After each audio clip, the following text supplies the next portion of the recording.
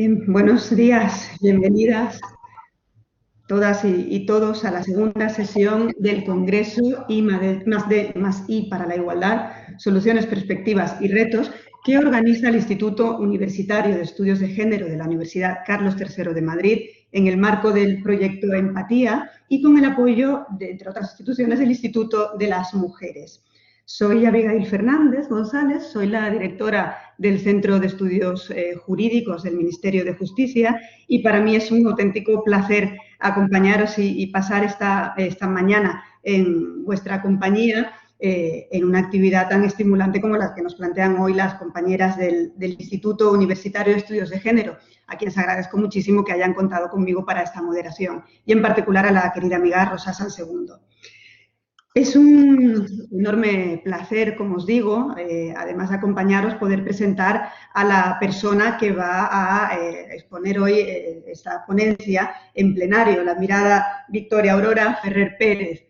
Victoria tiene no necesita presentación, podríamos decirlo así. Tiene un currículum tan amplio y ha desarrollado una actividad tan amplia durante toda su vida profesional que es difícil condensarlo en pocas palabras, pero en todo caso vamos a intentarlo. Victoria, como sabéis, es catedrática de la Universidad de Psicología Social de Género.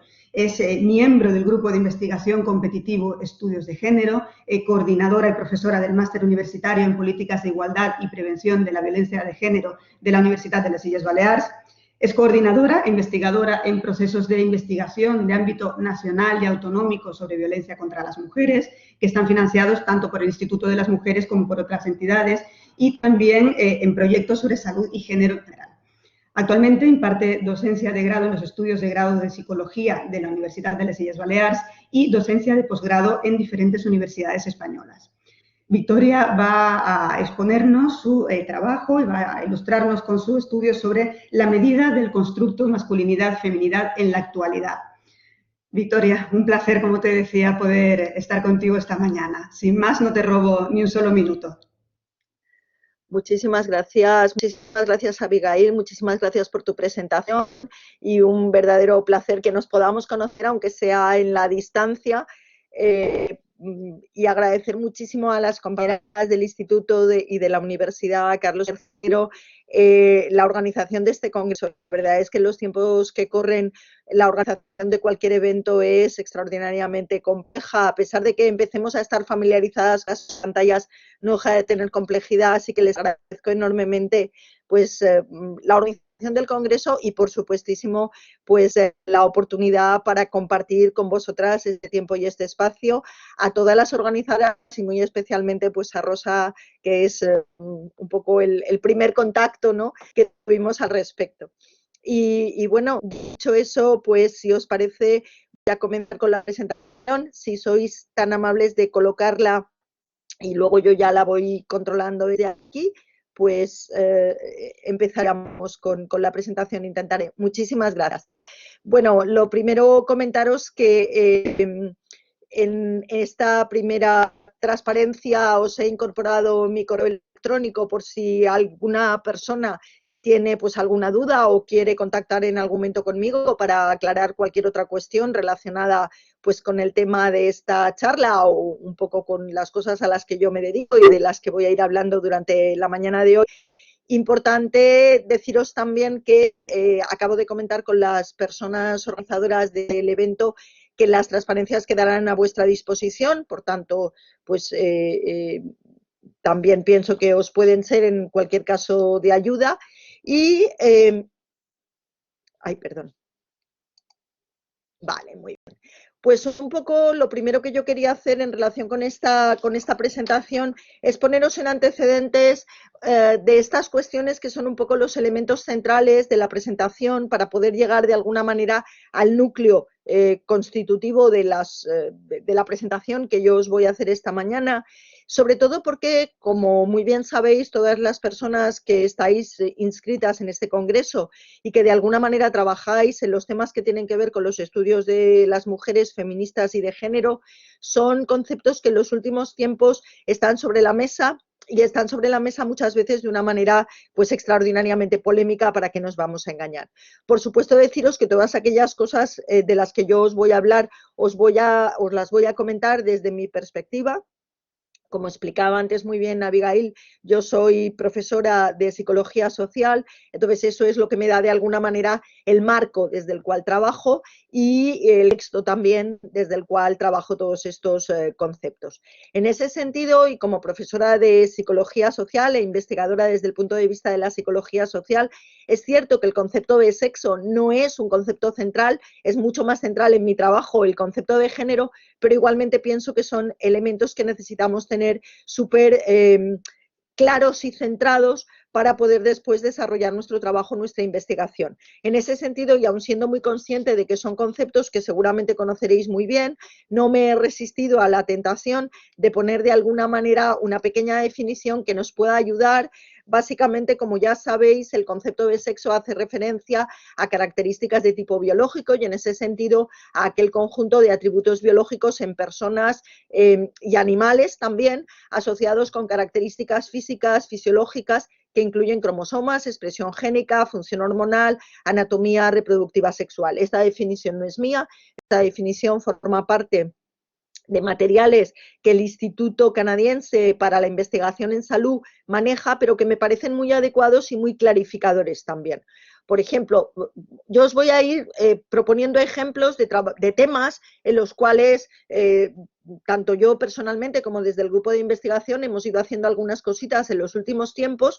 Pues, por ejemplo, ahora mismo, por hablaros de uno de los temas centrales y cruciales en nuestras vidas, que es el COVID-19 y los efectos que dicho COVID está teniendo, bueno, pues analizarlo implica la necesidad imperiosa de analizarlo también desde una perspectiva de género, y esa perspectiva de género implica diferenciar aquellos aspectos en los cuales, desde un punto de vista de sexo, pero también desde un punto de vista de género, el COVID implica o genera diferencias en el modo como los hombres y como las mujeres, como las personas, como los seres humanos lo vivimos, pero también cómo nos afecta.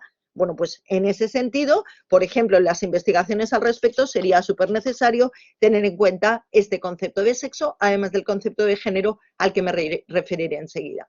En relación con el sexo, comentaros también que generalmente el sexo es asignado a las personas médicamente antes de nacer, bien sea a través de una ecografía, bien sea al nacer a partir de la visualización de los genitales externos de la persona, y habitualmente se clasifica de manera dimórfica. De hecho, en los escritos tradicionales vais a ver que se habla del dimorfismo sexual, presentando o planteando la idea de que el sexo se clasifica única y exclusivamente en dos posibilidades, como masculino o femenino. Sin embargo, es importante que tengamos en cuenta que ese dimorfismo no es tal y que hay una variación en los atributos biológicos y en cómo se expresan esos atributos, de forma que además no son siempre mutuamente exclusivos, sino que algunas personas pueden incluso tener simultáneamente características correspondientes a ambos sexos. Hablaríamos en ese caso de personas intersexuales. Es cierto que en la mayoría de los casos sí se presenta un dimorfismo sexual, pero no tenemos que considerar que siempre es así. Esa sería un poco la conclusión de este primer concepto y la primera idea con la que creo que es importante que nos quedemos. La mayoría de las personas sí que nos clasificaríamos en relación con la categoría sexo en función de ese dimorfismo, pero eso no es así en el 100% de los casos y es importante que lo tengamos en cuenta. Por lo que se refiere a la categoría género, en este caso hablaríamos de una construcción social. Esto ya se acerca más a un concepto que es central en el trabajo que desde, por ejemplo, la psicología social se realiza, la construcción social de la feminidad y la masculinidad, de lo que por tanto significa ser hombre o ser mujer. Aquí ya vemos que empezamos a colocar elementos que tienen que ver con lo social, con la cultura. Vamos a desarrollarlos un poquito porque esto nos interesa especialmente. Se refiere, por tanto, esta construcción a roles, comportamientos, identidades socialmente construidas que son asignadas a los hombres y a las mujeres, pero también a las personas sexualmente no tipificadas. Por tanto, serían asignados en principio a todas las personas cuando nacen en un determinado entorno social. Luego veremos cómo y cómo se relaciona también eso con la categoría sexual a la que nos referíamos anteriormente. Nuevamente, en este caso, he utilizado una definición del Instituto Canadiense para la Salud, para la Investigación en Salud, porque me parece muy clarificadora. La segunda parte, la parte de abajo de la transparencia, es lo que he tomado del Instituto Canadiense. Muy bien, en relación con el género, es importante también recordar que aunque solamos referirnos, aunque es muy habitual referirse al género como factor binario, no es exactamente así, sino que hay un espectro de identidades y expresiones de género que definen cómo los individuos se identifican a sí mismos y expresan su género. Por tanto, estamos nuevamente en lo mismo. Solemos hablar como si fuera una expresión binaria. En este caso no hablamos de dimorfismo, pero sí de una expresión binaria, aunque exactamente no es así. Luego volvemos sobre esa cuestión. Esos roles, comportamientos, actividades y oportunidades vinculadas al género, perdón, vuelvo atrás un segundo, ¿vale? Esos roles, comportamientos e identidades que están en esta parte de la transparencia, en la parte de abajo de la transparencia, volvemos a ellos en esta transparencia, y aquí me quería parar un segundo para recordar, para que tengamos en todo momento muy claro que esos roles, comportamientos y actividades vinculados al género son aprendidos. Por tanto, eso quiere decir que no vienen marcados, no vienen de serie, no vienen inscritos en ningún elemento con el que nazcamos, sino que los vamos aprendiendo prácticamente desde el momento del nacimiento. Son socialmente construidos, eso quiere decir que cada entorno social en cada momento construye lo que se supone que es apropiado. Pensemos, por ejemplo, que eso implica grandes diferencias a través del tiempo, grandes diferencias entre culturas, son socialmente construidos, por tanto, son prescriptivos. Quiere eso decir, cuando hablamos de prescriptivos nos referimos a que se consideran, acaba de pasar algo con la transparencia. Si podéis, por favor, volver a...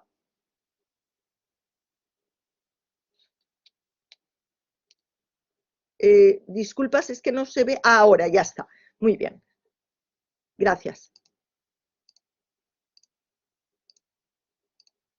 Perfecto, estábamos aquí. Digo que los roles, comportamientos y actividades vinculados al género son prescriptivos. El concepto prescriptivo quiere decir que son elementos que se consideran los apropiados, y en ese sentido se genera un marcaje al respecto, de manera que si una persona se ajusta a esos roles que se consideran los apropiados, es socialmente, digamos, aceptada, mientras que si una persona se desvía, se sale, rompe con lo que es o lo que se considera aceptado, puede recibir un nivel de sanción social más o menos importante, depende del contexto, pero un cierto nivel de sanción o rechazo social. También es importante que nos quedemos con esa idea. Y finalmente, esos roles, comportamientos y actividades vinculados con el género son cambiantes. Son cambiantes, lo comentaba antes, son construidos en cada cultura, y en ese sentido, en la medida que la cultura cambia, también ellos cambian. Son cambiantes entre culturas, cambiantes a través del tiempo. Pensemos, por ejemplo, como los roles o comportamientos vinculados al género que eran los apropiados en tiempos, pues, de mi abuela, por ejemplo, a principios del siglo XX en España, a mediados del siglo XX en España, no tienen demasiado que ver, afortunadamente, con aquellos que son hoy en día considerados como tales. Bien, el género influye, y eso es importante también que lo tengamos en cuenta, en múltiples aspectos de nuestras vidas. Ahí os he puesto algunos. Podemos empezar por el punto del círculo donde queráis. Influye en cómo las personas nos percibimos a nosotros mismos, a nosotras mismas, en cómo las personas nos percibimos entre nosotras, en cómo nos comportamos, en cómo interactuamos o nos relacionamos con los demás, en cómo se distribuyen los recursos en el entorno social, en cómo se distribuye el poder. En ese sentido, la categoría género es una categoría central, es una categoría realmente muy importante, tanto en cómo se desarrollan nuestras vidas, pero también es una categoría muy importante si queremos analizar la realidad que nos rodea. Y en ese sentido, la categoría género se está convirtiendo en una categoría central en la investigación, por supuesto en el ámbito de las ciencias sociales, pero también en otros ámbitos. Y no es reconocido así solamente porque nos dedicamos a los estudios de género, sino que es reconocido así cada vez por más organismos que se encargan de temas de investigación y que financian esta investigación. Luego, si queréis, volvemos sobre esa cuestión, que yo creo que también es muy interesante. Pero vamos a continuar adelante. porque lo siguiente a lo que yo me quiero referir es a cómo se conectan esas dos categorías que acabamos de comentar, la categoría sexo y la categoría género. Para eso en psicología manejamos habitualmente un concepto que es el concepto sistema sexo-género. ¿A qué se refiere? Pues ese sistema sexo-género se refiere a la idea de que existe una fuerte vinculación entre estas dos categorías. ¿Por qué? Porque las personas de un determinado sexo habitualmente les atribuimos, es decir, consideramos que las personas de un determinado sexo van a tener unas ciertas características que son las características que corresponden al género relacionado con, o dicho de otra manera y más sencillo, solemos entender que las personas que han nacido con un sexo masculino, que son de sexo varón, van a tener aquellas características que corresponden al género masculino, mientras que las personas de sexo femenino van a tener aquellas características que corresponden al género femenino. O sea, habitualmente lo que solemos es hacer una atribución de tal manera que a partir de la identificación de características de tipo físico, que son las que normalmente y en la mayoría de los casos tenemos para identificar el sexo de una persona, damos por sentado que esa persona se va a comportar de una determinada manera que corresponde con lo que socialmente está considerado como lo característico del género relacionado con ese sexo. A eso se refiere básicamente, y explicado lo más llanamente posible, la idea del sistema sexo-género. Evidentemente, no siempre es así y el género no necesariamente corresponde con el sexo de la persona, ¿de acuerdo? Entonces, es verdad que hay un sistema de relaciones sociales que hace esa transformación, pero es algo que está absolutamente y de una manera muy importante interiorizado y tendemos a pensar que es así porque existe una conexión natural que realmente es una conexión no natural, es una conexión artificial o socialmente construida. Esa sería un poco la idea. También quería poner sobre la mesa el concepto de identidad de género, porque es un concepto que en el ámbito de la psicología es un concepto importante y que además es un concepto muy discutido y muy comentado en los últimos tiempos. Hablamos de identidad de género para referirnos a una identidad psicológica y social, es decir, al autoconcepto, a cómo cada persona nos pensa a nosotros mismos, a nosotras mismas, en relación con la categoría género. Esa idea, esa experiencia personal que cada uno tenemos de sentirnos hombre, de sentirnos mujer, de sentirnos eventualmente ambos o ninguno en relación con cómo la categoría género se define en nuestra sociedad. Por tanto, esta expresión, esta identidad se refiere a cómo nos pensamos. Y ese cómo nos pensamos tiene una expresión, es decir, tiene una forma de manifestarse al mundo que pasa por cómo nos vestimos, cómo nos comportamos, etc. Nos pensamos a nosotros mismos, nos pensamos a nosotras mismas como hombre, como mujer, o eventualmente de una manera que no coincide exactamente con el género, con la construcción del género, ni masculino ni femenino, y de esa forma como nos pensamos, luego nos proyectamos hacia afuera a través de nuestros comportamientos, formas de vestir, etc. A partir de los comportamientos, formas de vestir, formas de hacer que la sociedad considera que se atribuyen a un caso o al otro, obviamente. Esa identidad, por tanto, de género se basa en características físicas, pero también en respuestas de nuestros progenitores, presiones psicológicas, etc. Es decir, esa identidad de género que hemos construido, ese pensarnos a nosotros mismos, a nosotras mismas de una manera o de otra, se basa en cómo nos identificamos, en cómo el niño, en cómo la niña se ve a sí mismo o se ve a sí misma e identifica que su cuerpo corresponde al de un niño, al de una niña, y cómo las demás personas se dirigen a nosotros y a nosotras y cómo nos dicen que esperan que nos comportemos.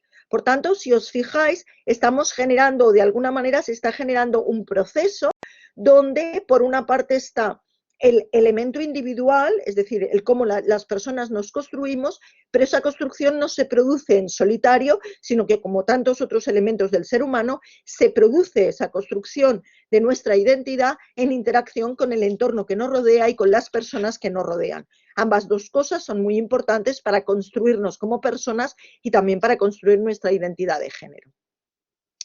Por tanto, un elemento importante, decíamos antes, es que el género no es binario. Recordemos entonces, como hemos comentado, en el caso de la mayoría de las personas que nacen con un sexo masculino, pues se identifican y se comportan de acuerdo con los patrones de género masculino. Lo mismo ocurre en las personas que nacen con un sexo femenino en relación con el género femenino, pero recordemos que no siempre es así, y las personas transgénero sería un ejemplo de situación en la que no es así, es decir, no hay una correspondencia entre lo que sería el sexo de nacimiento y lo que sería el género ni la identidad de género que estas personas sienten como suya y con la que, por tanto, se identifican. Dicho eso, vamos a pasar ya al meollo de la cuestión, que es cómo estudiamos todo esto, cómo analizamos todas estas cuestiones, en este caso desde el punto de vista de la psicología y la psicología social, que es un poco mi campo y por tanto desde el que yo puedo hablaros o explicaros. En ese sentido, lo primero que he querido hacer es recuperar esta transparencia que yo suelo utilizar mucho en mis presentaciones, etcétera, donde os he incorporado una definición, como no podía ser de otra manera, de una psicóloga social, de Rhoda Anger, que nos dice que la categoría género la definimos como características y rasgos considerados socioculturalmente como apropiados para los hombres y para las mujeres. Es un poco la categoría a partir de la cual, la definición a partir de la cual nosotras habitualmente trabajamos y, bueno, pues por eso os la quería poner ahí. Evidentemente, la categoría género es una categoría analítica transdisciplinaria, es una categoría central desde el punto de vista de los estudios feministas y, evidentemente, en otras disciplinas distintas de la psicología social podríamos utilizar otras definiciones de otras autoras, pero como os decía, pues yo os la presento desde el ámbito de la psicología social y aprovecho pues para reivindicar el trabajo de las psicólogas sociales pioneras en este sentido. Yo os he puesto ahí algunos matices que también suelo compartir pues, con mis estudiantes habitualmente, la idea de que esa categoría género la podemos trabajar desde diferentes planteamientos, desde una psicología más evolucionista, desde el constructivismo.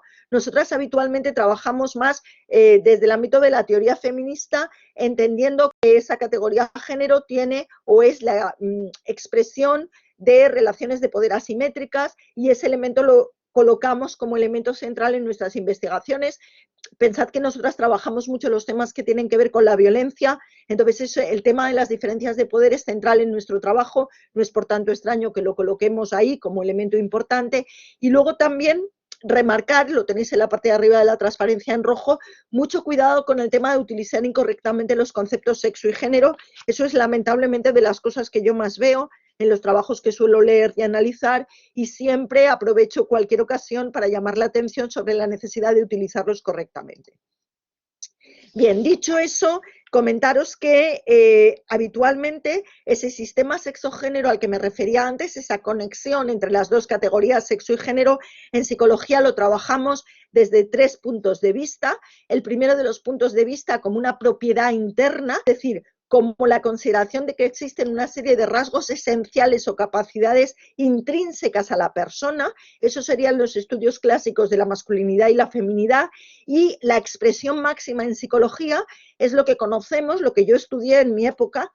A ver, yo ya tengo una cierta edad, pensad que yo estudié pues en los años, vamos, yo terminé la carrera en el año 88, y en el plan de estudios que yo estudié en aquel momento y del que luego fui profesora unos cuantos años, existía en los planes de estudios de psicología una asignatura que se llamaba psicología diferencial.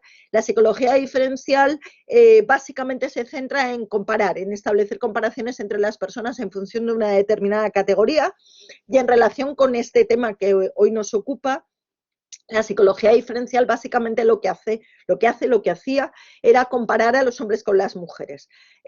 Pero esa comparación normalmente se hace desde la consideración, se hace en el ámbito de la psicología diferencial, quiero decir, desde la consideración de que los hombres y las mujeres somos diferentes per se, ¿vale? Ese es un trabajo, ese es un tipo de posicionamiento que en este momento está superado de una manera importante, porque ese per se, lo que sabemos hoy en día, pues lo ha superado con creces.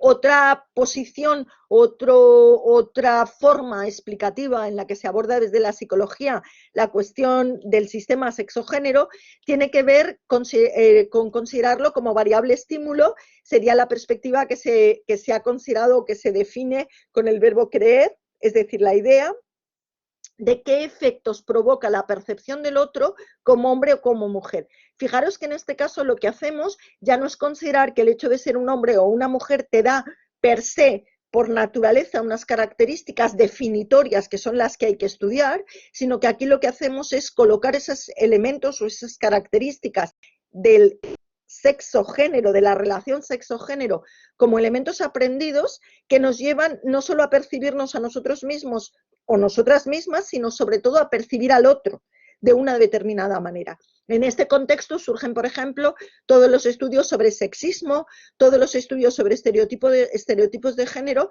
Los estudios sobre sexismo, por ejemplo, son fundamentales en todo el ámbito de la violencia, también en otros ámbitos, y en el ámbito, por ejemplo, laboral, junto con el tema de los estereotipos de género, son elementos cruciales para comprender las dificultades y discriminaciones de las mujeres en el entorno laboral, que es una cosa que, por ejemplo, desde la psicología social también estudiamos mucho.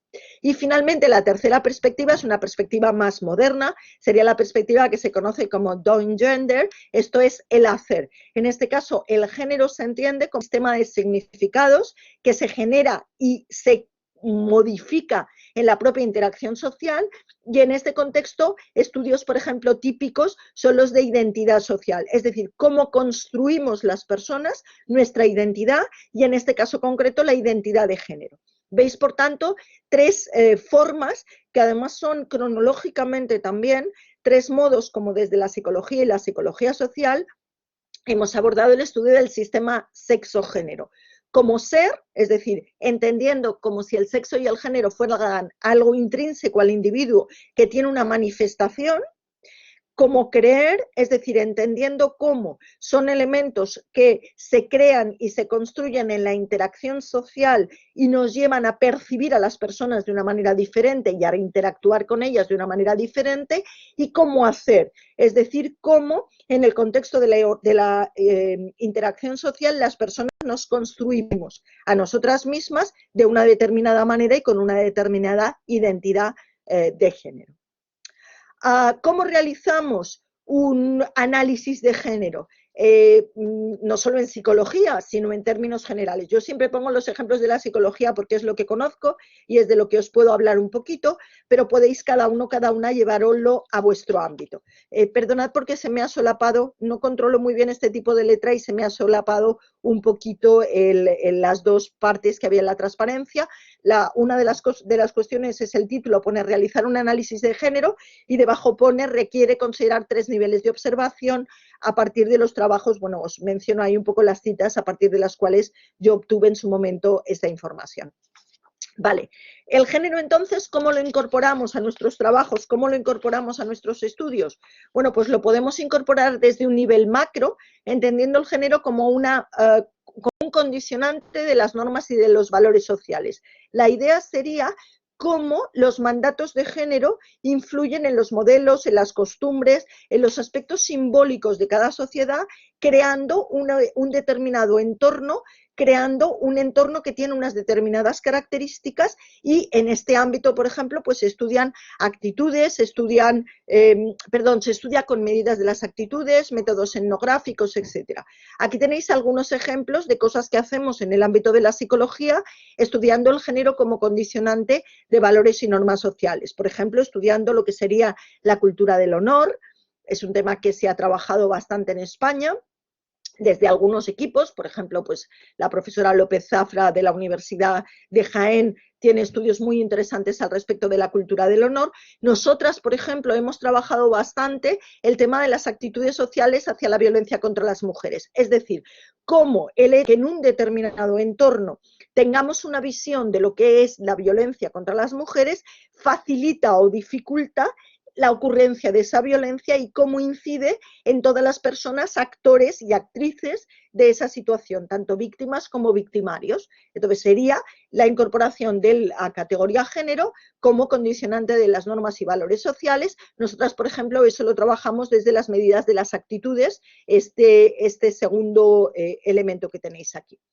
El género podemos analizarlo, podemos utilizar la categoría género entendiéndola como un organizador de la estructura social, sería el nivel meso, entendiendo por tanto como un elemento segregador que determina la posición o condiciona la posición social de los hombres y las mujeres. En este caso, los estudios se realizan básicamente a partir de indicadores y estadísticas sobre posición social.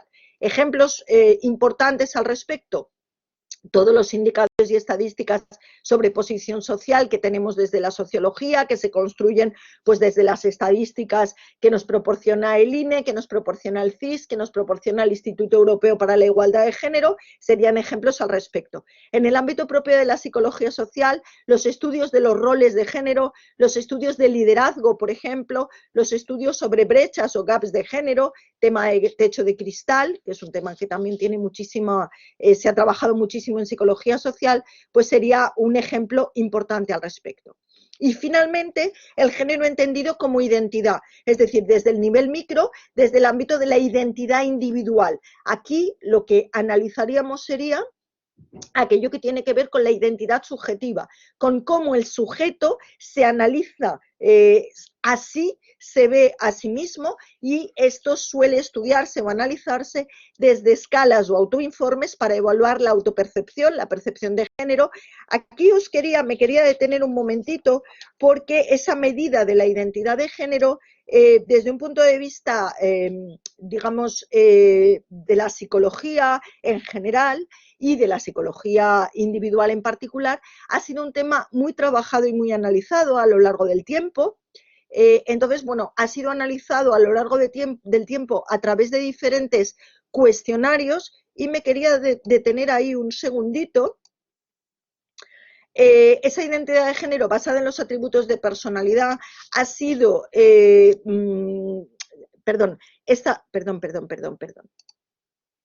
vuelvo atrás un segundo. Esa identidad de género ha sido analizada a lo largo del tiempo desde diferentes puntos de vista. Históricamente hablando, un primer enfoque es un enfoque al que hemos llamado, o al que se puede llamar en psicología, un enfoque desde la personalidad. Fijaros que es lo que coincide sustancialmente con lo que os planteaba antes, que se realiza desde la psicología diferencial. ¿Qué quiere eso decir? Quiere eso decir que se considera que básicamente la masculinidad y la feminidad son como rasgos intrínsecos a la persona. Una persona nace como varón sexualmente hablando, como mujer sexualmente hablando, es decir, desde el punto de vista de la determinación sexual, y desde este enfoque se entiende que esa persona, por el mero hecho de haber nacido varón, tendrá unas determinadas características de personalidad, unos determinados rasgos psicológicos, unos determinados comportamientos como varón. Existen, por tanto, dos tipos fundamentales de persona, según este planteamiento. Casi todas las personas nacidas varones serán personas masculinas, personas con características psicológicas, rasgos de personalidad y comportamientos masculinos, y casi todas las personas nacidas mujeres serán personas con rasgos de personalidad psicológicos y de comportamiento femeninos. Esa era la, digamos, tradición en psicología, la tradición prácticamente desde los inicios de la psicología hasta, podríamos decir, bien avanzada la segunda mitad del siglo XX. Se entendía además que cualquiera que se saliera de esa rango de comportamiento, es decir, una persona nacida varón que no tuviera comportamientos y rasgos considerados como masculinos, era una persona extraña, era una persona, digamos, que no se ajustaba a la normalidad, por decirlo de alguna manera. Visión típica en psicología y a lo largo del tiempo. Bien.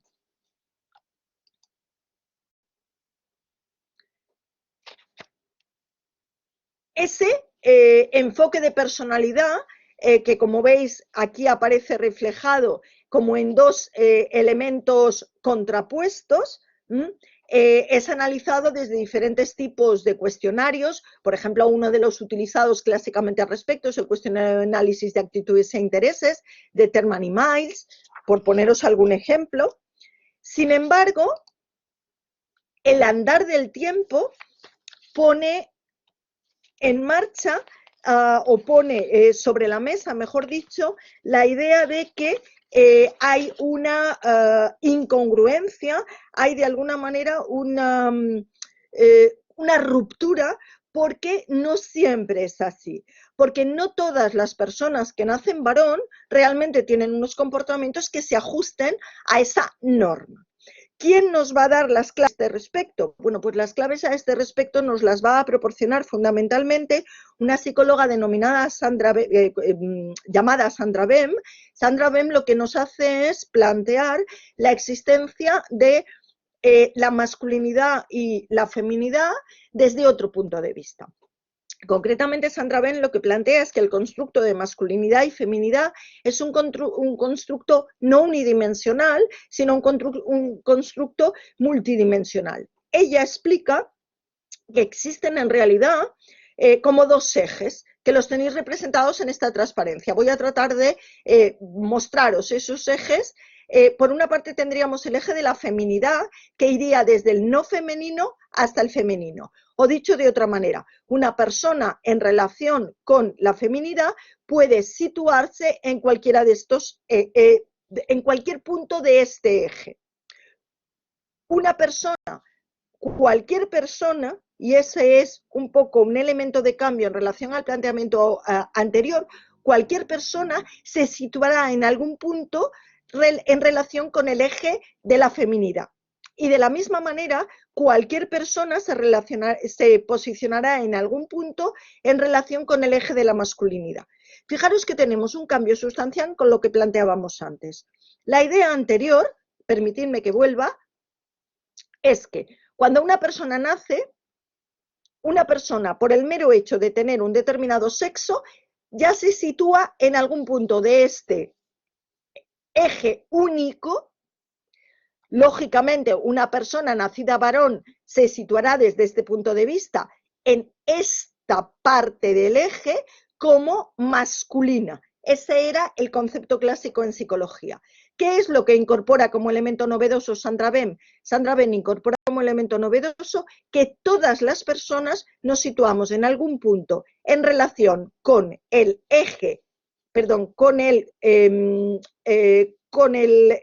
la dimensión feminidad, y todas las personas nos situamos en algún punto en relación con la dimensión masculinidad. Esa sería la idea. Todas las personas tenemos la posibilidad de situarnos en relación con los dos ejes. ¿De acuerdo? Primera idea, diferente. Segunda idea, una persona que no tenga ninguna característica femenina y tenga todas o muchas de las características masculinas, es decir, una persona que sea alta en masculinidad y baja en feminidad, será una persona masculina. La mayoría de los varones se situarían aquí. Una persona que tenga muchas características femeninas y no características masculinas, por tanto sea alta en feminidad y baja en masculinidad, se situará aquí, persona femenina. La mayoría de las mujeres nos situaríamos aquí, según el planteamiento clásico. Pero fijaros que lo que incorpora Sandra Bem como enorme cambio es que, uno, existe la posibilidad de que haya personas en las cuales no estén ni marcadas las características femeninas ni las características masculinas. Es decir, existen personas que serán bajas, que puntuarán bajo, que tendrán pocas características masculinas y pocas características femeninas. Eso Sandra Bem lo denomina personas indiferenciadas. Y en el eje, digamos, en el espejo, podremos encontrar también personas que tengan simultáneamente muchas características masculinas y al mismo tiempo muchas características femeninas. Será lo que Sandra Bem denomina personas andróginas. ¿Sí? Fijaros, aquí hay un cambio sustancial con lo que hablábamos anteriormente. Anteriormente la idea era que una persona nacida con sexo masculino era una persona masculina y si no lo era, algo raro pasaba. Una persona nacida con sexo femenino y tenía que mostrar características femeninas y si no las mostraba, algo raro pasaba. El planteamiento de Sandra Bem plantea que puede haber estos 4 tipos de personas, personas masculinas y personas femeninas, pero también personas indiferenciadas y personas andróginas. Eso implica que en función de cómo nos situemos, de cómo mostremos características de un tipo u otro, nos situaremos en cualquiera de esas 3 posibilidades. Es, por tanto, una manera de medir el género, lo que plantea Sandra Bem, pero ampliando a 4 posibilidades la manifestación del género en cada persona. Importante en ese sentido decir que, primero, el constructo masculinidad-feminidad para Sandra Bem entonces ya es multidimensional. La falta de concordancia sexo-género desde el punto de vista de Sandra Bem, la androginia psicológica, no solamente no es patologizante, sino que desde su punto de vista es adaptativa. Es decir, Sandra Bem lo que viene a plantear es que una persona que tenga características masculinas y femeninas al tiempo será una persona que podrá estar perfectamente adaptada, incluso mucho mejor adaptada, llega a decir ella en algún momento. Fijaros que eso supone un cambio radical al planteamiento anterior y Sandra Bem aporta un cuestionario, uno de los cuestionarios más utilizados en el ámbito de la psicología para medir la categoría género, que es el Bem's Roles Inventory, que pretende medir estas cuestiones que estamos mirando. Es verdad que este cuestionario, que como veis en la transparencia anterior está formulado en el año 74, tiene algunas, digamos, algunos elementos que podemos analizar críticamente. Por ejemplo, sus ítems describen características que son más estereotipadas, características que hoy en día podemos poner en duda si realmente están describiendo el estereotipo tradicional de género o la dimensión de género. Entonces, es verdad que hoy en día probablemente necesitemos medidas alternativas que vayan más allá de este cuestionario que ya tiene unos años y en ese sentido que está haciendo una medición que probablemente no se ajusta con la situación actual, pero sí que es verdad que a pesar de ello, es decir, bueno, estas son algunas de las preguntas que nos formulamos desde el punto de vista de la crítica al cuestionario, pero a pesar de ello, el modelo de la androginia psicológica nos aporta un elemento muy importante y nos aporta también una reflexión muy importante, que es que la falta de concordancia entre sexo y género no tiene por qué ser patologizante y que no en todas las personas hay una correspondencia absoluta entre sexo y género, sino que hay más opciones. Esa sería un poco la idea. Adicionalmente a este enfoque de la personalidad, en el que se ubican tanto la teoría de la congruencia como la teoría de la androginia psicológica, pues en el momento actual nos manejamos con el enfoque, hay enfoques adicionales. Un enfoque adicional, por ejemplo, podría ser el enfoque de la autocategorización en cuanto a la categoría género, que lo que plantea es que en términos descriptivos se reflejan las características que son habitualmente típicas para las mujeres y los hombres en una sociedad, pero en términos prescriptivos lo que se refleja son las características deseables. Es decir, cuando una persona se categoriza a sí misma como varón o en la categoría, digamos, género masculino o género femenino, estamos reflejando al mismo tiempo una descripción y una prescripción. Descripción en el sentido lo que la sociedad considera como típico a nivel de presencia de categorías, pero al mismo tiempo es una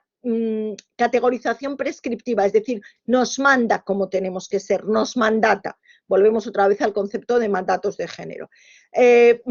La forma de medir esa autocategorización normalmente suelen ser medidas de autoinforme también. Cuando en psicología hablamos de medidas de autoinforme nos referimos a los test o cuestionarios y sería una manera también de proponer cómo las personas cómo en nuestras investigaciones hemos de medir estas cuestiones. En este caso, lo que se suele proponer es hacer una pregunta de carácter más abierto para que la persona se autoidentifique o se clasifique a sí misma, y no tanto la utilización de cuestionarios del estilo, como os comentaba antes, pues del BSRI que nos propuso en su momento Sandra Bem. La pregunta es, lógicamente, ¿cómo incorporamos a nuestras investigaciones, qué tipo de medida de la categoría género utilizamos o incorporamos a nuestras investigaciones?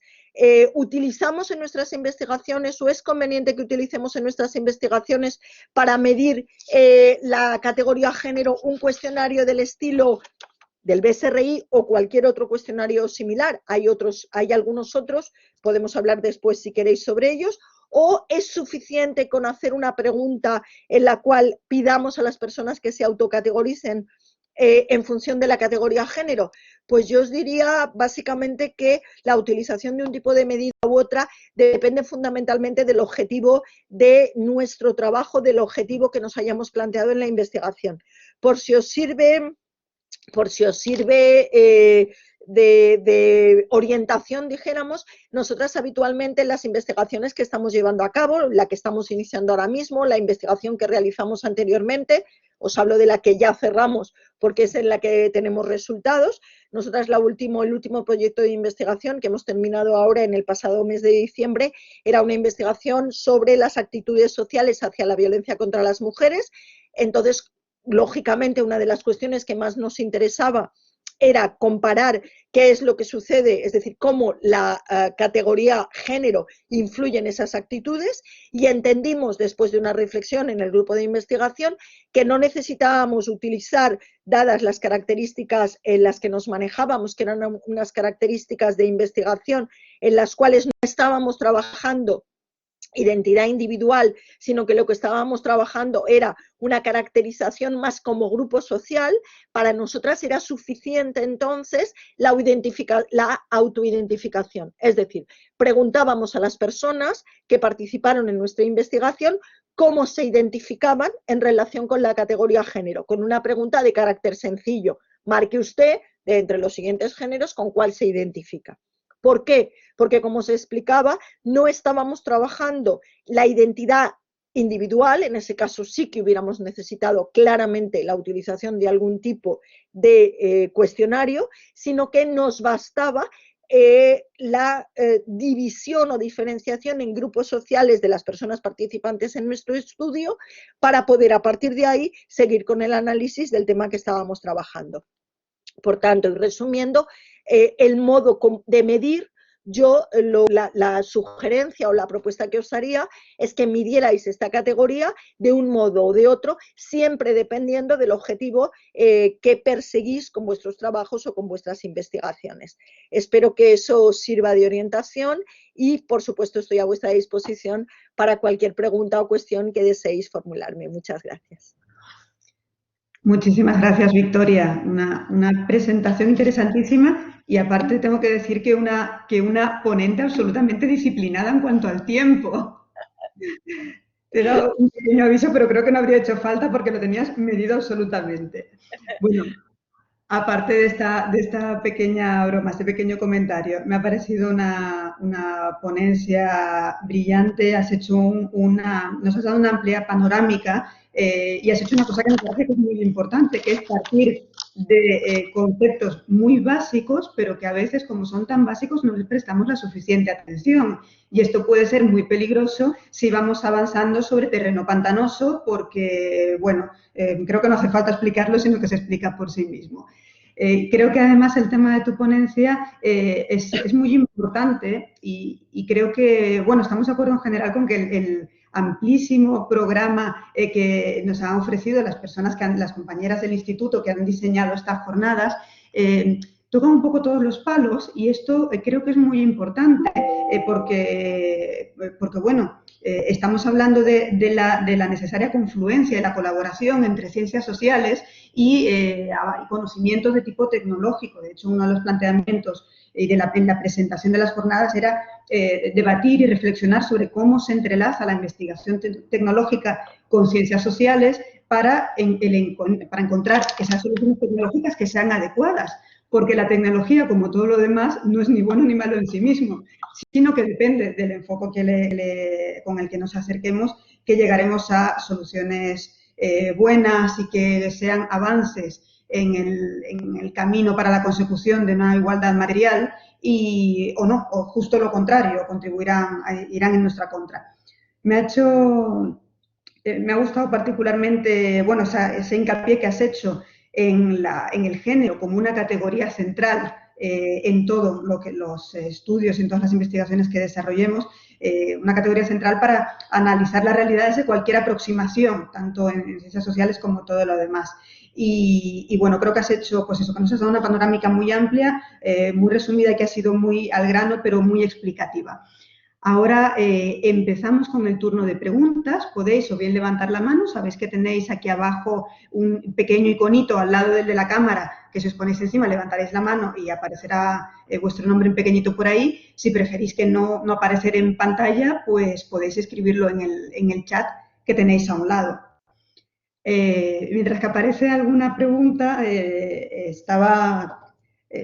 claro, esta conclusión que nos ofreces al final, el cómo incorporamos toda esta cuestión a nuestras investigaciones, con estas distintas posibilidades y además en esta búsqueda de nuevos métodos, seguramente aparecerán y estaréis trabajando en algunos que serán muy interesantes y que aportarán bueno, mucho valor a estas cuestiones. ¿Cuál es la medida que damos a la categoría género en todo esto? Y recordaba un poco, bueno, esto es cultura popular, no es nada elevado, una tira de Mafalda, cuya conclusión era: todo sirve para algo, nada sirve para todo. Seguramente conocer, bueno, pues partir de esta psicología diferencial a la que tú hacías referencia hace ya pues 30 y pico años, que estaba absolutamente asentada en los temarios, en los estudios, bueno, no todo es malo. Partir de ahí nos lleva a entender cómo las cosas buenas y malas y a partir de ahí seguir avanzando.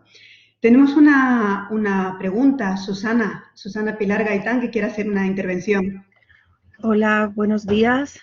Buenos días, Susana. Lo primero, quiero felicitar a la organización por este encuentro. Llevan siendo 2 días muy interesantes y desde luego a Victoria, a la que siempre que escucho aprendo muchísimo de ella y pone los puntos sobre las íes en las distintas apreciaciones al respecto. A ver, como docentes, ¿cómo convencemos a la comunidad académica de que la perspectiva de género debe estar incluida en todos los currícula de todos los tipos de educación?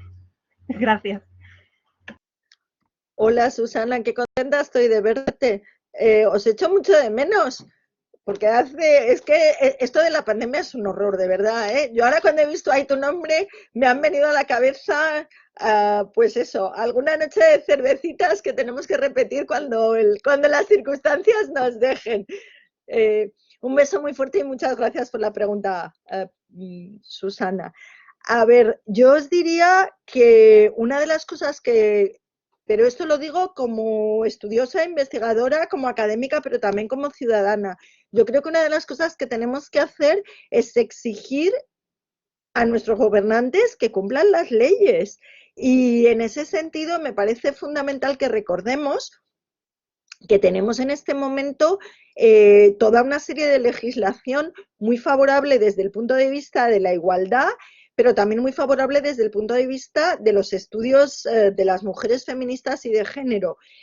Tenemos en este momento tanto lo que sería la ley 1/2004, la llamada ley integral relacionada con la violencia de género, como la ley 3/2007 para la igualdad efectiva entre mujeres y hombres, que nos indican de una manera clara y inequívoca que determinados contenidos se tienen que incorporar de una vez por todas en los currículums académicos en los diferentes niveles. Y yo creo que en ese sentido no tenemos que perder oportunidad de recordarlo una y otra vez a nuestras autoridades académicas y de recordarlo una y otra vez en todos los entornos en los que nos movemos.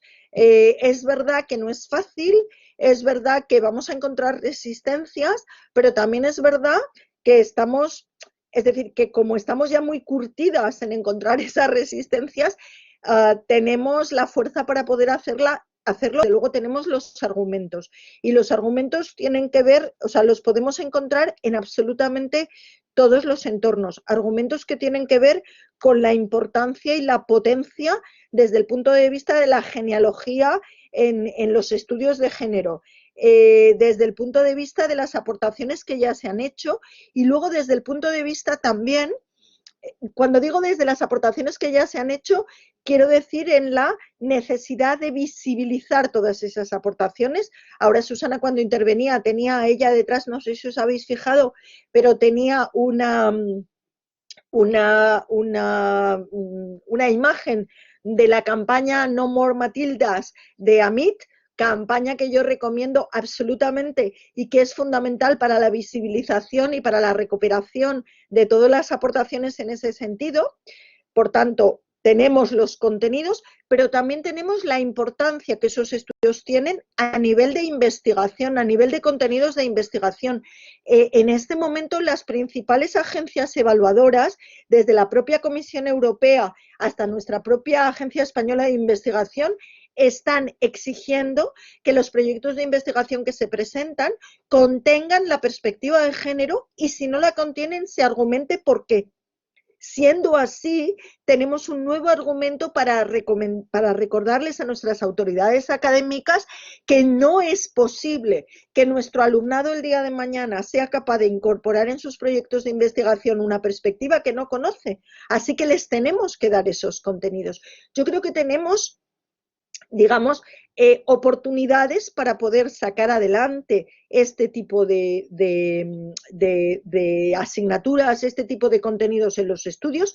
Es verdad que vamos a encontrar resistencias, es verdad que vamos a encontrar dificultades, pero es un momento en el cual tenemos muchos elementos y yo creo que con esos mimbres podemos construir y podemos dotarnos de la fuerza necesaria para hacer la reivindicación. Entonces, por ahí iría un poquito la cosa. Muchas gracias. Bueno, entiendo que Susana no quieres hacer otro comentario ni aportar ningún matiz. Me parece interesantísimo. Me ha recordado, hace poco coincidíamos Rosa Sansegundo y yo en una jornada organizada de igualdad, organizada por el Ministerio de Justicia, y ella hablaba exactamente en los mismos términos que te estabas pronunciando tú ahora. Nosotros ahora mismo, el equipo con el que trabajo yo en el Centro de Estudios Jurídicos, nos encontramos exactamente con esta cuestión. Estamos trabajando en una estrategia de formación en igualdad porque, aunque estamos obligados por la Ley Orgánica del Poder Judicial, y lo que decías tú de hay que cumplir lo que ya dicen las leyes, a ofrecer formación en igualdad, esto no se ha hecho de una manera planificada ni estratégica. Entonces, lo que estamos definiendo ahora mismo es que no sea simplemente, bueno, pues ponemos 3 cursos y ya está. No fabricamos cursos como tornillos, sino que queremos llegar a algún sitio concreto y la herramienta que usamos aquí en la formación del personal de la justicia, pues es la formación. Con lo cual, para llegar allí no se trata de ofrecer sin pensar, sino que hay que definir bien cómo lo hacemos y en ese sentido pues no se trata solamente de aplicar la ley sin más, sino que hay que planificar y estudiar cómo se ejecuta esas prescripciones normativas. Para esto hace falta una labor de concienciación importante entre las personas que tienen que diseñar y ejecutar políticas públicas. Y aquí considero que también es importante tener en cuenta la valoración del impacto. Vuelvo a lo de, claro, el campo de la formación, no es hacer cursos como tornillos, sino que hay que medir exactamente si esas actividades formativas que se planifican, esas campañas, tienen efecto o no. Y si no tienen efecto, bueno, no pasa nada, pero hay que deshacer y reconducir y reenfocar. Muy interesante.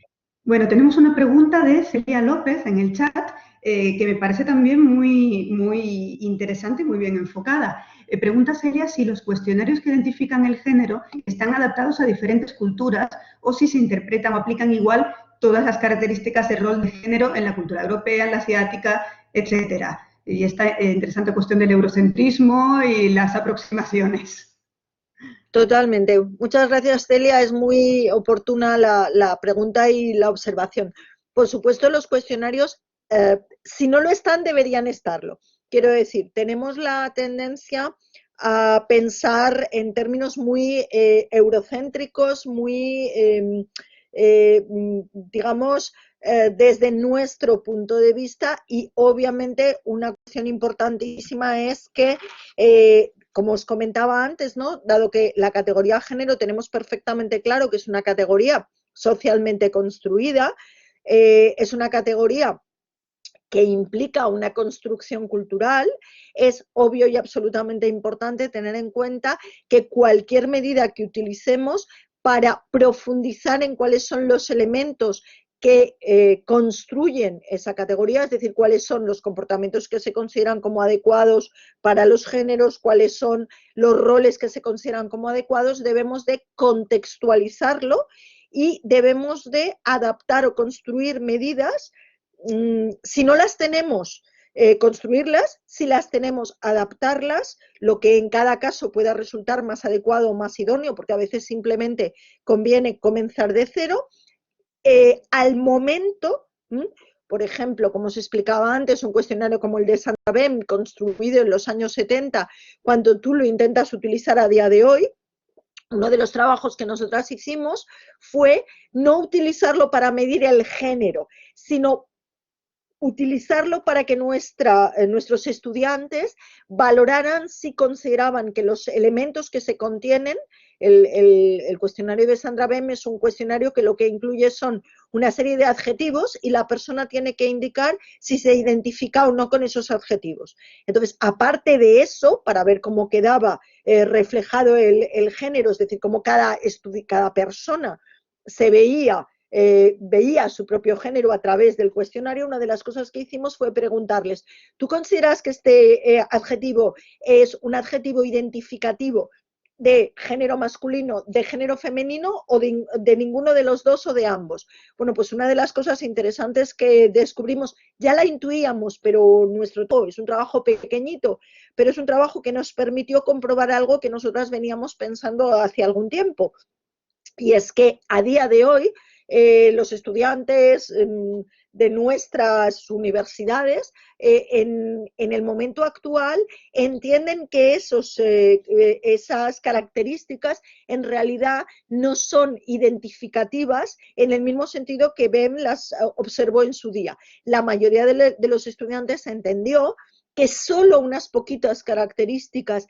de todas las que originalmente se identificaban como, o se mostraban o se consideraban como identificativas de género masculino, lo eran, o dicho de otra manera, la mayoría de las características hoy en día son observadas por nuestros estudiantes como indiferenciadas, como perfectamente aplicables a los hombres o a las mujeres. Por tanto, ese cuestionario a día de hoy es un cuestionario que no podríamos aplicar de la misma manera y necesitaríamos adaptarlo, necesitaríamos ampliarlo, necesitaríamos modificarlo. Exactamente igual, un poco respondiendo ya más concretamente a lo que plantea Celia, si queremos trabajar con personas de otros entornos culturales, evidentemente tenemos que tratar de utilizar siempre medidas que puedan estar adaptadas a esa situación, a la construcción de la categoría género en ese contexto en concreto. Yo en ese sentido sí que me parece fundamental, y además me parece fundamental que rompamos con el etnocentrismo con el que solemos trabajar y abordar muchas veces sin darnos cuenta y sin una, digamos, sin una... o sea, no lo intentamos hacer a propósito ni lo intentamos desde una mala intención, pero acabamos cayendo en los mismos errores en los que como mujeres tanto hemos criticado a la ciencia. Si la ciencia es androcéntrica y hemos criticado mucho eso en muchas ocasiones, lo que acabamos es construyendo sin querer una ciencia que es excesivamente etnocéntrica, mirada desde nuestro punto de vista, digamos, de mujeres blancas, occidentales, del primer mundo, etcétera, y eso es algo con lo que tenemos que ser extraordinariamente cuidadosas para no caer en los errores que tanto hemos criticado y en los que muchas veces caemos sin querer por una inercia, ¿no? Completamente de acuerdo, me parece muy interesante, Celia. Espero que te haya... Perfecto, dice muy claro, muchas gracias. Estupendo. Gracias a ti, Celia, muy interesante la pregunta. Y también gracias por venir, por supuesto. Muchas gracias, Elia. Sí, es que, bueno, esta es la gloria de las ciencias sociales también, ¿no? Bueno, al final estamos en un momento en que esta deconstrucción conceptual que vamos viendo cómo se va produciendo por la vía de hecho bueno, a ver cómo tenemos que aproximarnos a ella. Comenta Begoña Marugán que en la investigación sobre actitudes hacia la violencia contra las mujeres, perdón, si destacarías alguna cuestión respecto a las actitudes de las personas autodesignadas como andróginas y las indiferenciadas. Es una pregunta muy interesante. Tengo que decirte, bueno, gracias Begoña por la pregunta. Tengo que comentarte que nosotras concretamente no hemos trabajado, es decir, no hemos clasificado primero a las personas como andróginas indiferenciadas de género masculino o femenino. Nosotras no utilizamos un cuestionario propiamente dicho para la medida en nuestra última investigación. Nosotras simplemente lo que hicimos fue pedir a las personas que se autocategorizaran. En ese sentido, lo que sí vimos es que había, y eso nos pareció muy interesante, una interacción importante entre los resultados de la categoría género cuando las personas se autocategorizaban y, como ya os imaginaréis, utilizamos otra categoría, que era la categoría de cómo las personas se situaban en el entorno político. Entonces, las personas que se autocategorizaban como masculinas y que se situaban en un espectro más hacia la derecha eran las personas que de alguna manera tenían actitudes más fuertemente sexistas o más fuertemente, digamos, favorables hacia la violencia contra las mujeres. Es verdad que ese no era el objetivo de nuestro trabajo, pero es cierto que fue un tema que nos llamó mucho la atención porque en ningún momento pensamos que nos fuera a aparecer como un elemento tan claro. Intuíamos que por ahí podían ir las cosas, pero cuando hicimos los cruces es que lo que nos salía estadísticamente realmente era muy, muy llamativo. Entonces eso, a ver, tengo que decir que siempre dentro de un contexto donde la mayoría de las personas que participaron en la investigación se posicionaban en contra de la violencia contra las mujeres y se posicionaban como no sexistas, porque eso es lo que predomina en nuestras sociedades. Una parte, porque ciertamente es así, vivimos en sociedades que han evolucionado de una forma importante en relación con décadas anteriores y también, y eso también hay que ponerlo sobre la mesa, porque en relación con las actitudes ya sabéis que un problema muy importante que tenemos es la llamada deseabilidad social, es decir, cuando hay una actitud que socialmente es rechazada, es muy complicado conseguir que la gente se posicione en una actitud que socialmente genera rechazo. O dicho de otra manera, si vivimos en una sociedad que rechaza el racismo, aunque sabemos que hay personas que son racistas, es difícil que la gente se reconozca a sí mismo como tal, aunque luego sus comportamientos y sus manifestaciones evidentemente te acaban mostrando, ¿no?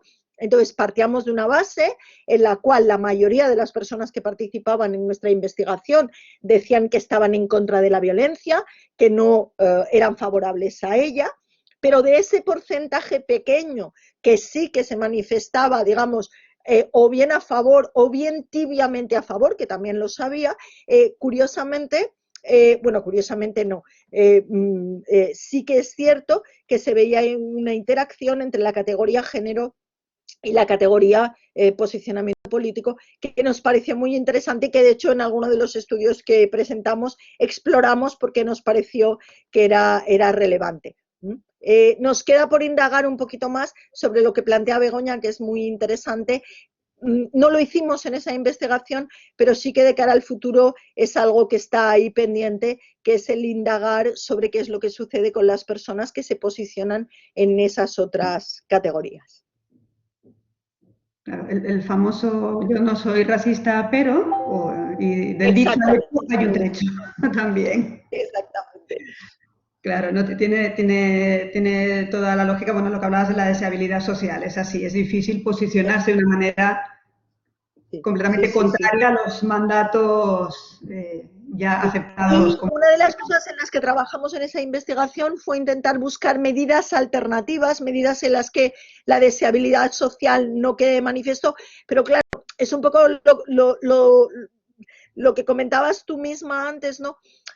Nada sirve para todo, pero... Todo para algo.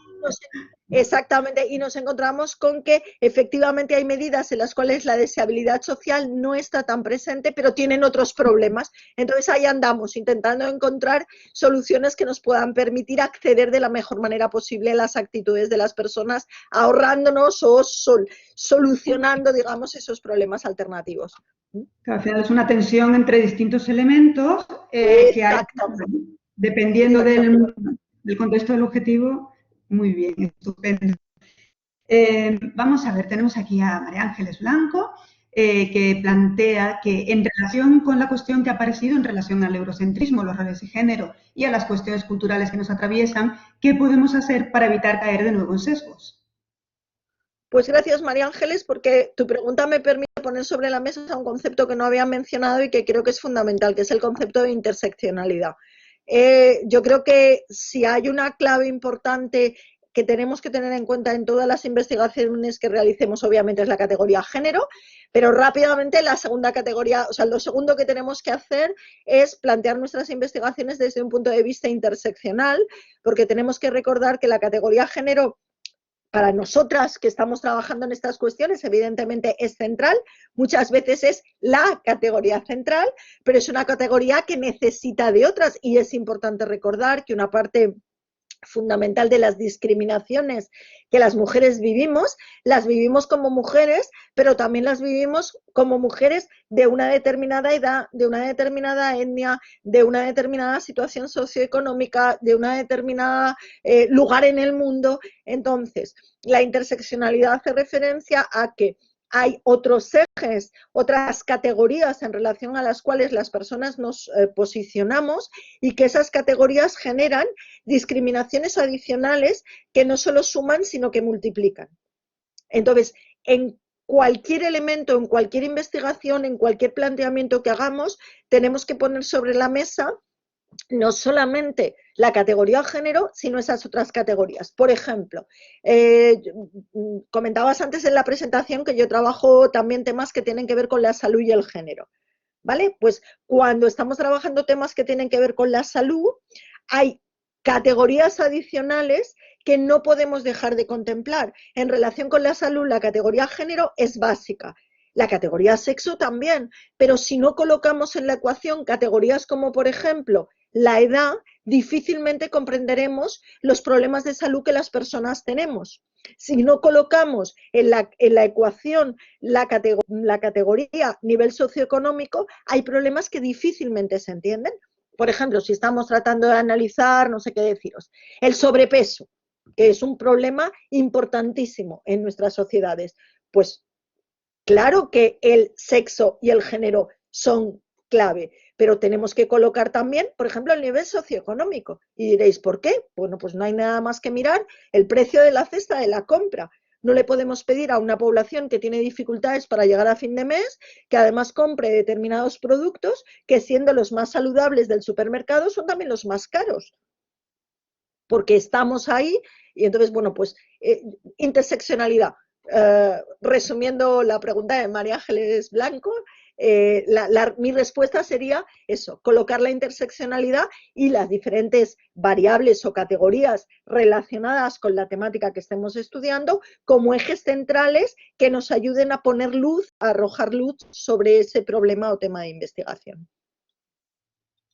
Muchas gracias. Sí, desde luego tenemos la responsabilidad de estar alerta e intentar ofrecer aproximaciones lo más amplias y lo más globales posibles. Pues sin una cooperación y colaboración entre todos los saberes, pues lo que estabas comentando tú.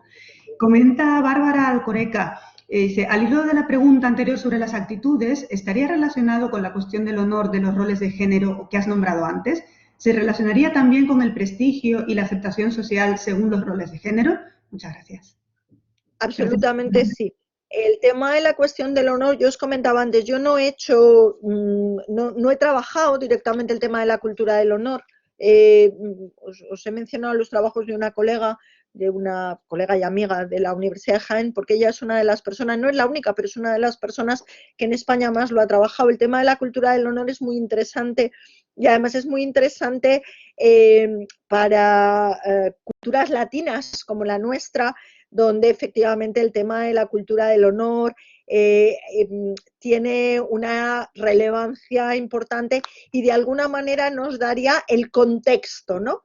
Cómo en un determinado contexto se visualiza, cómo en un determinado contexto nos posicionamos en relación con todo lo que sería, digamos, la conceptualización de lo que significa ser hombre, ser mujer, cómo de alguna manera, claro, la cultura del honor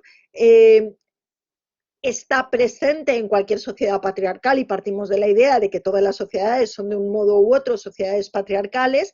Cuanto más duro, cuanto más heavy, cuanto más misógino es ese patriarcado, obviamente la cultura del honor también más dura, más fuerte es, llegando hasta el extremo más brutal, que sería pues los feminicidios en nombre del honor no de la mujer, sino sabéis que las mujeres en ese sentido solamente somos de alguna forma depositarias del honor, pero el honor no es el honor personal, sino es el honor de la familia, del pater familias, y a través del pater familias, pues los demás solo somos, digamos, como peones dentro de ese ajedrez, ¿no? Entonces esa sería, digamos, a mi entender, la máxima y la brutalidad más extrema, cuidado, brutalidad más extrema que podemos tener en entornos muy cercanos. Os recuerdo que el tema de los femicidios por honor es algo que está sucediendo pues en Europa en este preciso momento, aunque en este momento parece que lo único que ocurra sean temas relacionados con el COVID,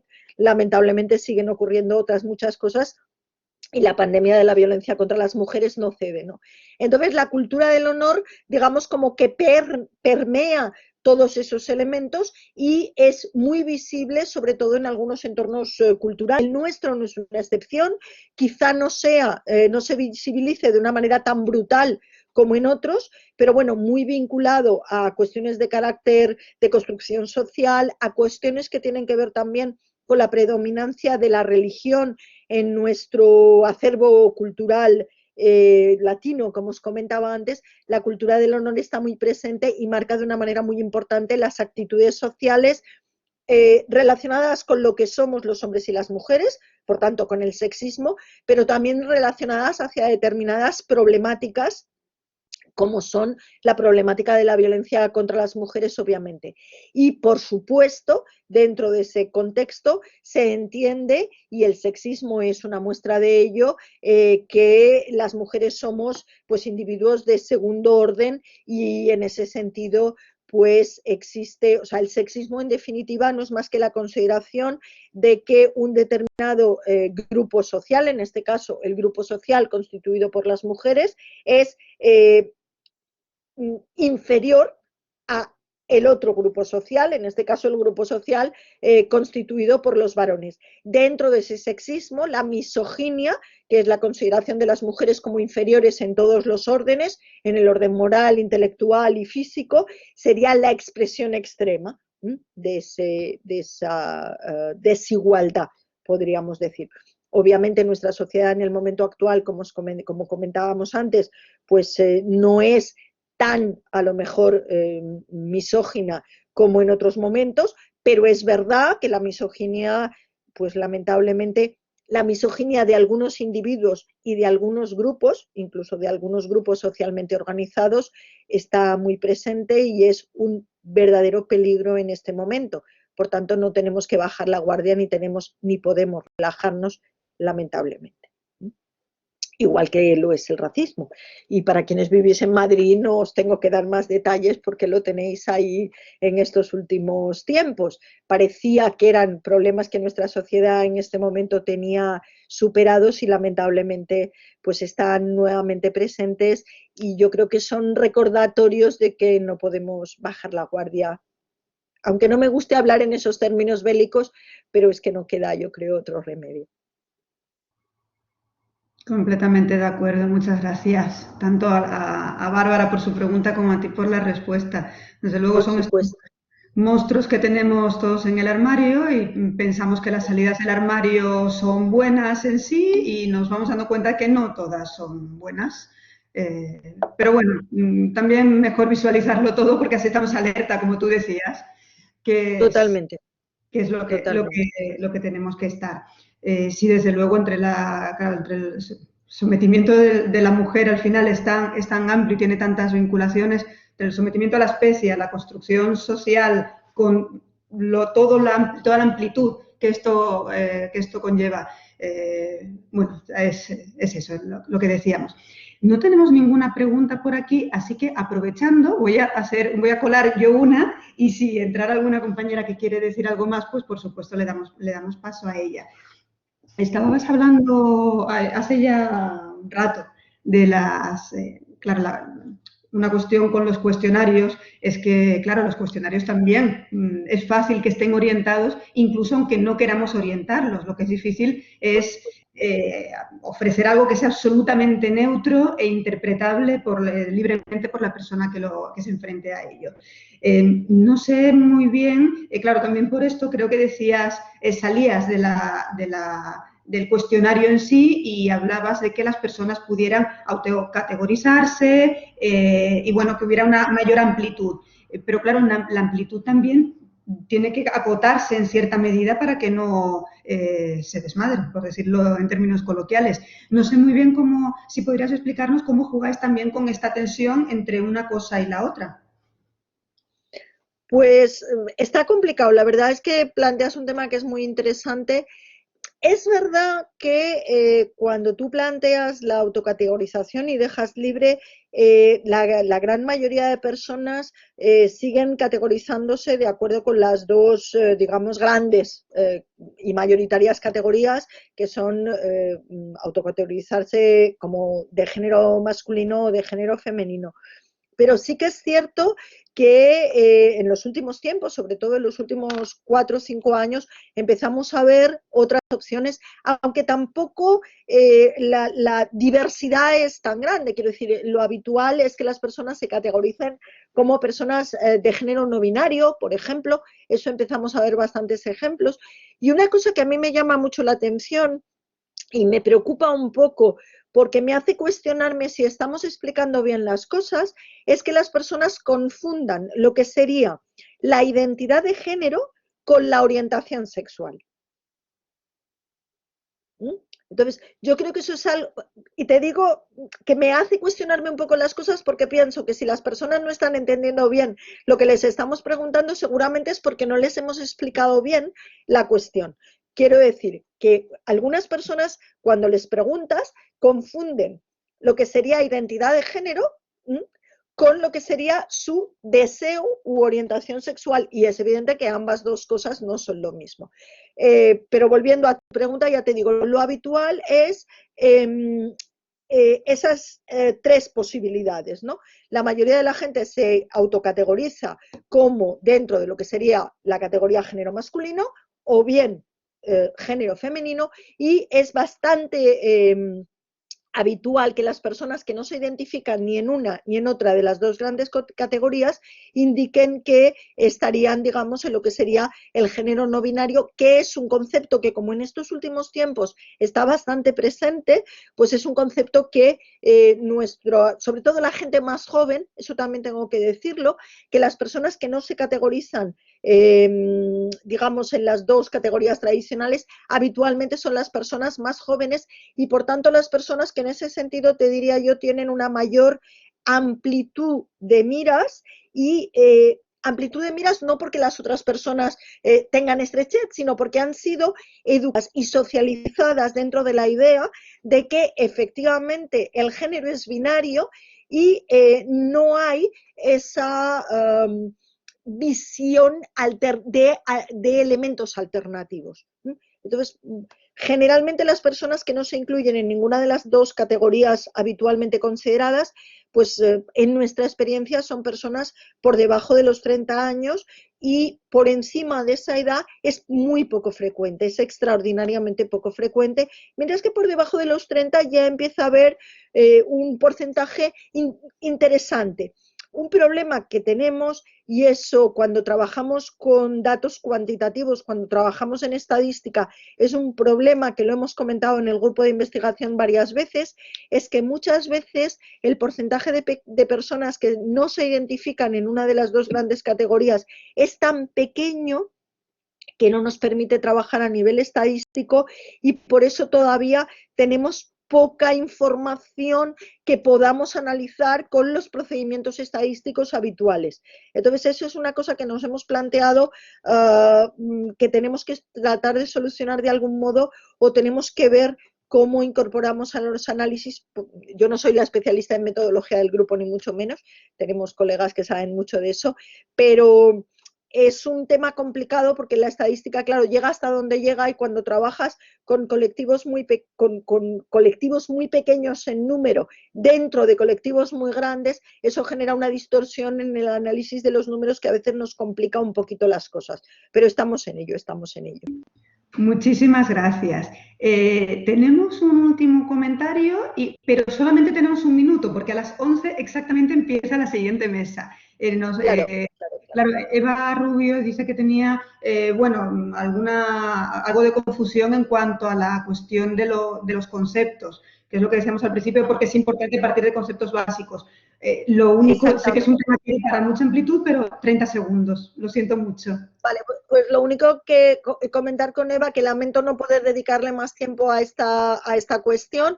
Yo, de todas maneras, creo que en alguna de las transparencias que yo he ido poniendo quizá le pueda ser de ayuda para las personas que puedan tener esta duda, pero que sí que agradezco muchísimo a Eva su observación, porque esa confusión terminológica yo creo que es una confusión muy común, y por tanto, al ser una confusión muy común, es fundamental que hagamos una reflexión, como decía Abigail al inicio, antes de empezar cualquier investigación, para que tratemos de clarificar muy bien los conceptos sobre los que trabajamos, porque sobre unas buenas bases, unos buenos cimientos, podremos construir un buen edificio investigador. Estupendo, muchísimas gracias, Victoria. Bueno, decía Gabriel Celaya que la poesía es un arma cargada de futuro, y creo que podemos decir que la perspectiva de género y la formación y la educación también lo son, afortunadamente. Muchísimas gracias, Victoria. Ha sido un placer presentarte hoy, lo decía al principio y lo repito ahora. Creo que todas hemos aprendido muchísimo con tus aportaciones y con tu intervención. Y de nuevo agradezco muchísimo al Instituto Universitario de Estudios de Género de la Universidad Carlos III esta propuesta, el planteamiento del congreso que nos han lanzado, y obviamente que hayáis querido contar conmigo. Un placer, muchas gracias a todas las personas que han asistido a esta mesa y nos han seguido, y espero que nos encontremos pronto todos, como decías tú, con una cervecita si es posible. Muy bien. Muchísimas gracias, Abigail, muchas gracias a las organizadoras, muchas gracias a las personas que habéis estado ahí escuchando. Cuidaos muchísimo, y así podremos encontrarnos pronto todas. Hasta pronto. Hasta pronto. Buenos días a todas. Enseguida conseguimos